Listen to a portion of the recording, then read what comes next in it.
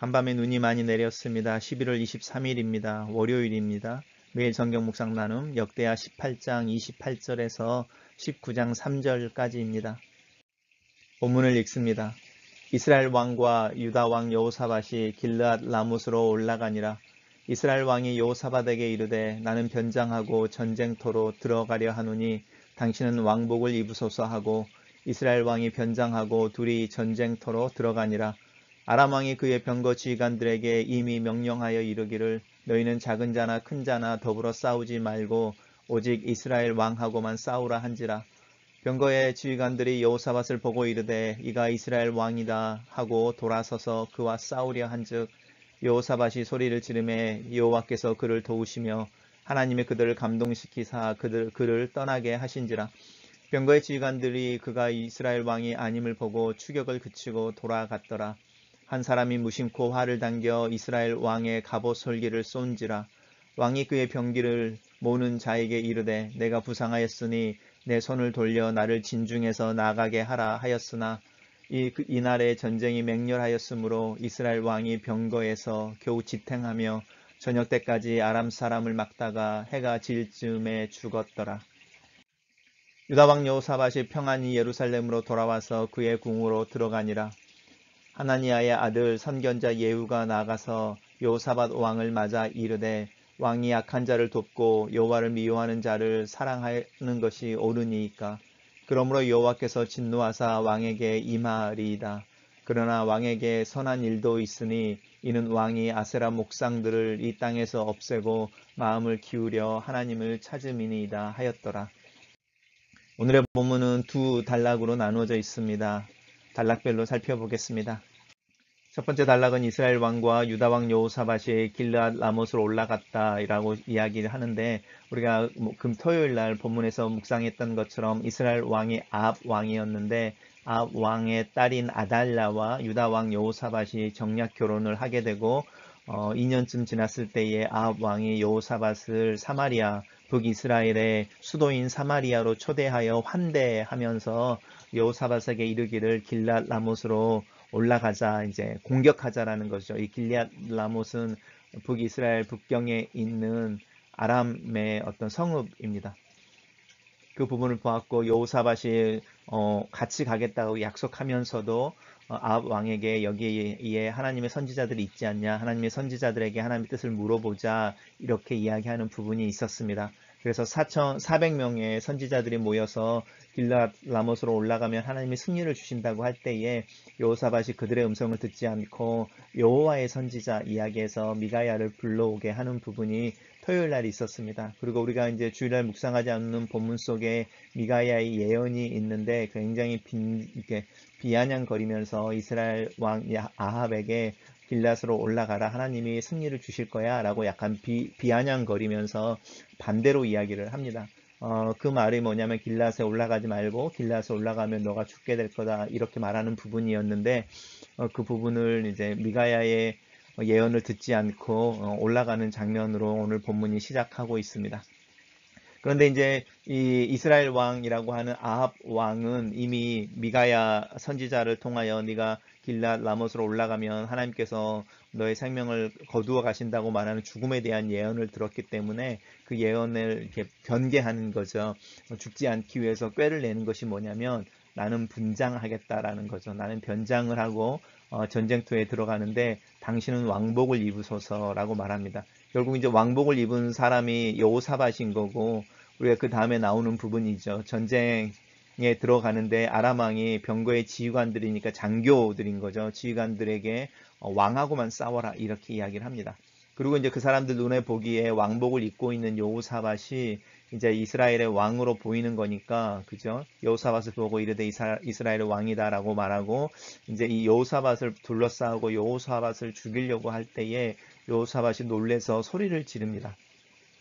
이 소리가 영어로 오마이 갓이라든지 아니면 주님이든지 하나님 나를 살려주십시오라고 말하든지 비명소리인지는 모르겠지만 그 소리를 들으면서 듣고 하나님이 그를 도우시고 하나님이 그들이라고 말하는데 이 병거 지휘관들이죠. 지휘관들의 마음을 움직여서 여호사밧을 떠나가게 했다라고 말합니다. 그러면서 이 병거 지휘관들이 이스라엘 왕이 아니라 그 사람이 남유다 왕인 여호사밧인 것을 이제 알게 되고 추격하지 않게 되면서 이 여호사밧은 그 전쟁터에서 도망쳐 예루살렘으로 안전하게 이렇게 돌아오는 부분이 두 번째 단락에서 나옵니다.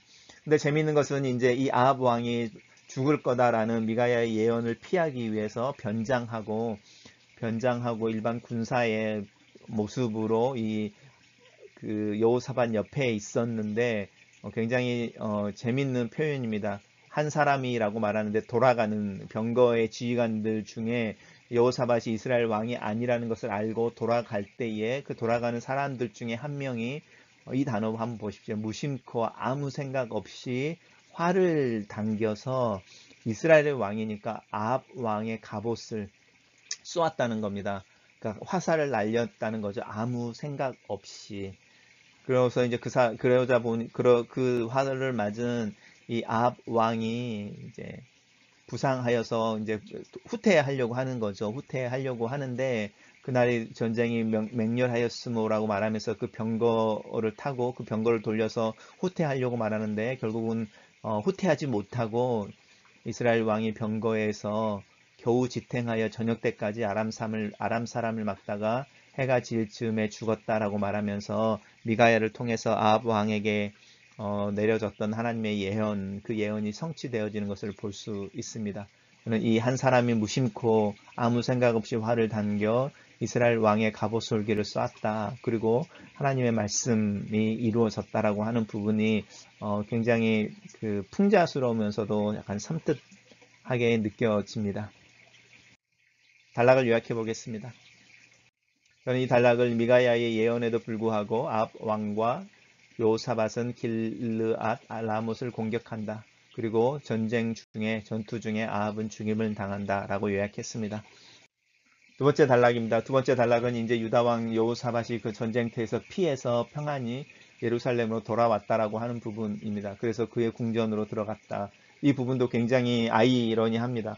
북이스라엘 왕 아합하고 같이 전쟁터에 나갔는데 아합 왕은 죽었으니까 북이스라엘은 지금 뭐 거의 초상집 같은 분위기죠. 전쟁에 졌고 왕이 죽었으니까. 근데 북이스라엘 왕과 달리 남유다 왕은 평안히 예루살렘에 돌아와서 그의 궁전으로 들어간다라고 말하면서 북이스라엘의 아합 왕의 모습과 또 북이스라엘의 모습과는 전혀 대조적인 모습을 보입니다. 우리가 세상 사람들과 함께 어떤 계약을 맺거나 어떤 일들을 할 때에 이런 아이러니한 상황들을 많이 경험하는 경우가 있습니다. 그럴 때에 하나니아의 아들 선견자 예후라고 나오는데 이 하나니아가 기억나실지 모르겠습니다만 이 하나니아도 선견자였습니다. 이 여호사밧의 왕의 아버지인 아사 왕이 북이스라엘 바아사 왕이 남유다를 침략해서 라마라는 곳에 진을 쌓고 있을 때에 아사 왕이 조공과 공무를 이 아람 왕에게 보내서 베나닷이라고 하는 아람 왕에 보내서 북이스라엘과의 동맹을 깨고 나를 위해서 북이스라엘 뒤편을 북쪽을 공격해라. 지금 아까 본문에서 나왔던 길르앗이라고 하는 부분이 바로 그때 빼앗긴 땅이지요.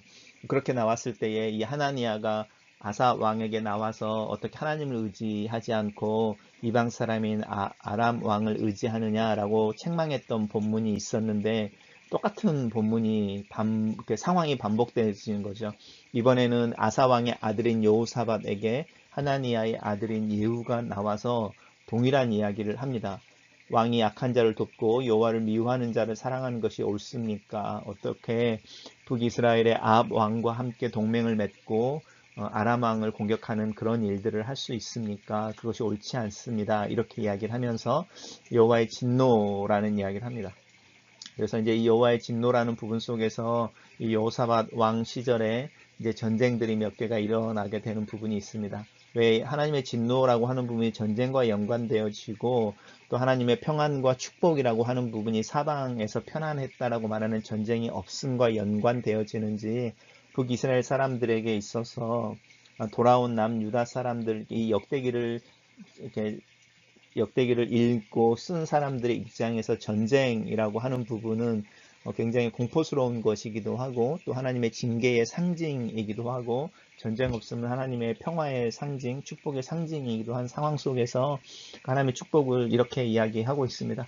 그러면서 이제 하나 더 이야기하는데 하지만 그것이 다가 아닌 것은 하나님 이렇게 왕이 선한 일도 행했다. 왕이 아세라 목상들의 땅을 이 땅에서 없애고 마음을 기울여 하나님을 찾았다라고 말하면서 이 여호사밧이 행했던 종교 계획에 대해서 격려하고 칭찬합니다.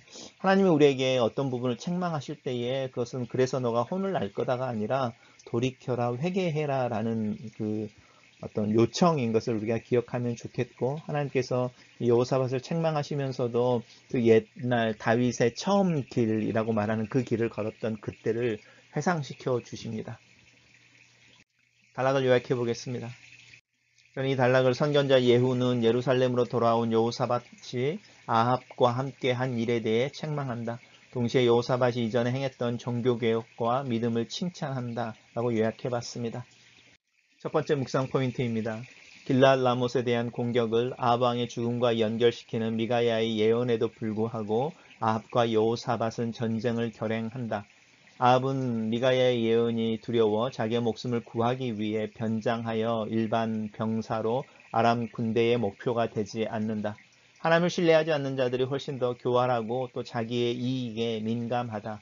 하지만 여호사밧은 아합 왕의 의도를 알아차리지 못하고 왕복을 입고 전쟁에 나아가 아람 군대의 표적이 된다. 사람들은 좀처럼 자신의 마음을 보여주지 않는다. 보더라도 그들의 마음을 이해하기가 쉽지 않다. 그래서 타인들의 의도와 마음을 이해하려는 노력 이전에 내 마음과 내 의도를 이해하는 것이 필요하다. 하나님 앞에서 내 마음을 지키고 내 동기를 점검할 때에 하나님이 내 편이 되어주시기 때문이다. 하나님이 내 편이실 때 나는 내 마음을 그분께 아무 꺼리낌 없이 보여드릴 수 있다. 여호사밧이 왜 미가야의 예언에 민감하지 않았는지 모르겠다. 세상의 생각과 욕심에 휩싸일 때가 있다. 타인들의 말에 마음을 뺏길 때가 있다. 신앙에 근거한 분별이나 생각의 능력이 멈춰버리는 순간이 있다. 하나님에 대한 믿음이나 하나님을 향한 내 마음을 잊어버리는 망각의 늪에 빠져서 하나님이 주시는 경고나 소리를 듣지 못하게 된다. 화이트 노이즈와 같은 순간이다. 전화나 전파에 잡음이 많이 달려 본 목소리가 들리지 않는 상태인 것이다. 내 욕심에, 내 옆에 있는 이들의 거짓된 마음에, 그 욕심에 넘어간 내 마음이 하나님의 소리를 듣지 못하게 되고 나를 잠재운다. 눈을 뜨면 나는 상처와 후회의 한복판에 던져져 있곤 한다. 하나님의 말씀은 반드시 이루어진다. 아무리 지혜로운 인간이나 교활함도 그것을 피하지는 못한다. 아합 왕은 자기의 깨로 자기의 목숨을 구할 줄 알았는데 아람 군대의 무명의 한 군인이 무심코 쏜 화살에 목숨을 잃는다. 하나님은 하늘에서 군왕들의 계획을 비웃으신다.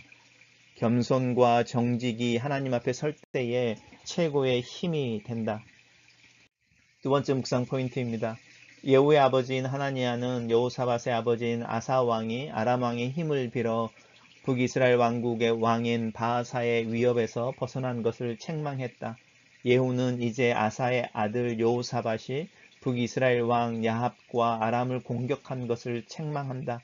우리의 상황과 명분은 항상 변한다. 어제의 친구가 오늘의 적이 되고 나를 사랑하던 이들이 나를 향하여 등을 돌린다. 변하는 것은 신뢰의 대상이 아니다. 호흡이 끊어져 버리면 먼지로 돌아가는 인간을 의지하면 안 되는 이유이기도 하다.